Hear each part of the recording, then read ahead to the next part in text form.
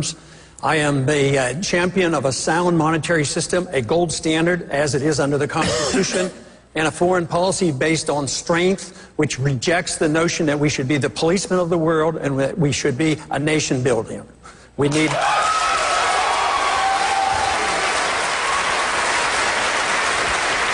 All right, let's start with a question from the audience. Hello. Can you tell me what specific actions you'll take to address the costly consequences of illegal immigration while preserving the rights of those who seek to immigrate legally? Congressman Paul, you're from Texas, the state with the longest border with Mexico. Is this a viable option, what we just heard? Well, to talk about it, but I don't see it as being very practical. I think it's a much bigger problem. You can't deal with immigration without dealing with the economy. The weaker the economy, the more resentment there is when illegals come in.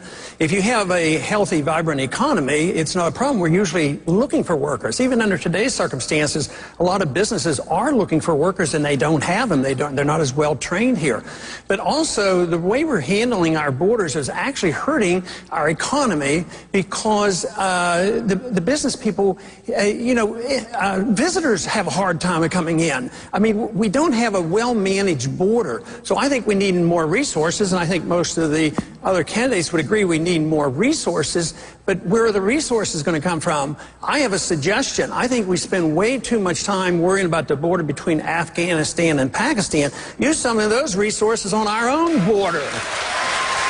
The U.S. has been largely away in its foreign and trade policy with Latin America. In the meantime, Iran and China have been increasing their influence over and involvement in Latin America through the leftist and left-leaning governments. What would each of you do as president to more deeply engage in Latin America and, importantly, to support the governments and the political parties that support democracy and free markets? Congressman Paul. Well, I think free trade is the answer. Free trade is an answer to a lot of conflicts around the world, so I'm always promoting free trade. And you might add Cuba, too. I think we'd be a lot better off with Cuba, trading with Cuba. So I think the more you can do to promote this free trade, the better off we'll be. But as far as us having an obligation, a military or a financial obligation to go down and dictate to them what government they should have, I don't like that idea. I would work with the people, encourage free trade, and try to set a standard here where countries in Central America or South America or any place in the world would want to emulate us and set the standards that we have. Unfortunately, sometimes we slip up on our standards and we go around the world and we try to force ourselves on others. I don't think the nations in South America and Central America necessarily want us to come down there and dictate which government they should have. And yet, I believe with friendship and trade, you can have a lot of influence, and I strongly believe that it's time we have friendship and trade with Cuba. The senator mentions standing up for some of these nations, but he doesn't define it. But standing up for nations like this usually means that we impose ourselves, go and pick the dictators, undermine certain governments, also sending them a lot of money. It doesn't work. Most of the time this backfires. They resent us. We can achieve what he wants in a much different way than us using the bully attitude that you will do it our way. This is not a benefit to us. And besides, where are you going to get the troops and where are you going to get the money? Because you're talking about force. And I know of a much better way than using force to get along with people. Very important subject, housing. Not only here in Florida, foreclosures really, really bad, but all over the country. And a lot of people are wondering if the federal government contributed to the housing collapse in recent years. And we got a question that came into us. Let me put it up there and I'll read it to you. How would you phase out Fannie Mae and Freddie Mac? Does the private mortgage industry need additional regulation? That's from William Schmidt. It seems that they both acknowledge they both made money from Fannie and Freddie. Should they return that money? That subject really doesn't interest me a whole lot.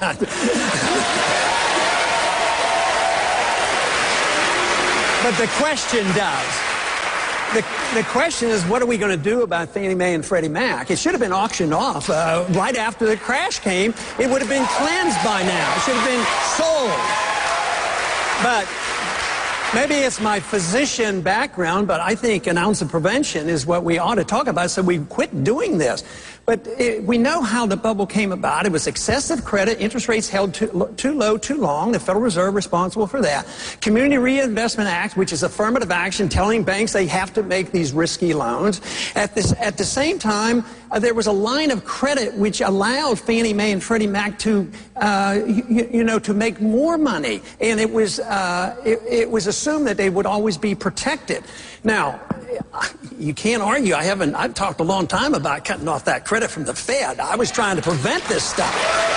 Also, I opposed Community Reinvestment Act, as well as I had legislation in 10 years before the bus came to remove that line of credit to the Fed, to the Treasury. So, are you with Ronald Reagan as far as the tax rates, as Senator Santorum has suggested, Congressman Paul? No, he taxed too much. My goal is to get rid of the 16th Amendment. And the only way you can do that, is not run a welfare system and a warfare system and policing the world.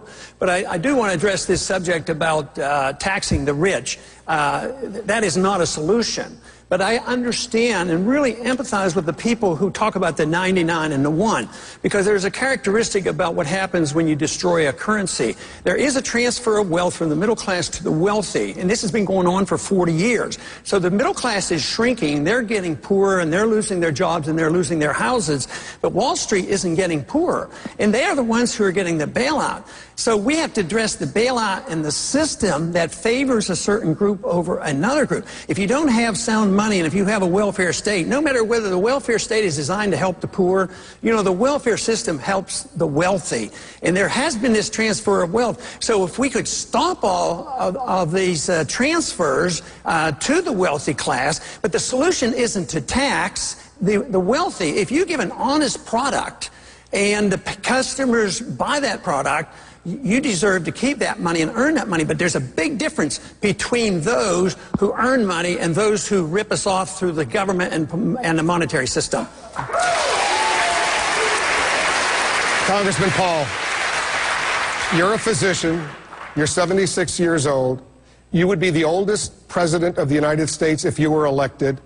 Are you prepared to release your medical records so voters out there know what your health is?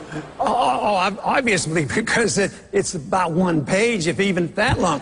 But I'm willing to challenge any of these gentlemen up here to a 25-mile bike ride any time of the day in the heat of Texas. And that subject has come up, and sometimes in fun, but sometimes not in fun. But, there are laws against age discrimination, so if you push this too much, you better be careful. I raised the question because you remember 4 years ago, the same question came up with John McCain, and he released his records finally. I remember our own Dr. Sanjay Gupta spent hours reviewing those records. So let me go down and ask all of you, are you ready to release your medical records? Happy to do so. The Dr. Paul is quite ready to serve if he's elected. Watching him campaign, he's in great shape. All right, we have another question from the audience. I'll look forward to seeing your medical records. Go ahead. Let's take a question right now. Please introduce yourself as well. Good evening. My name is Matthew Bathel. My question is, what would your plan be for the future of manned space flight and the future of NASA? An important issue, especially here in Florida, where a lot of people have lost their jobs as a result of the decline of the space program. Yesterday, Speaker Gingrich outlined a pretty long plan on what to do about it, and he said that by the end of his second term, if he were elected president, there would be a permanent base on the moon. Good idea? Texas, the space program, very important there as well. Where do you stand on this? Well, I don't think we should go to the moon. I think we maybe should send some politicians up there at times. But I went into the Air Force in 1962 and studied aerospace medicine. I actually had a daydream about maybe becoming the first physician to go into space. That didn't occur, but I see space, the amount of money we spend on space, the only part that I would vote for is for national defense purposes, not to explore the moon and go to Mars. I think that's fantastic. I love those ideas. But I also don't like the idea of building government-business partnerships.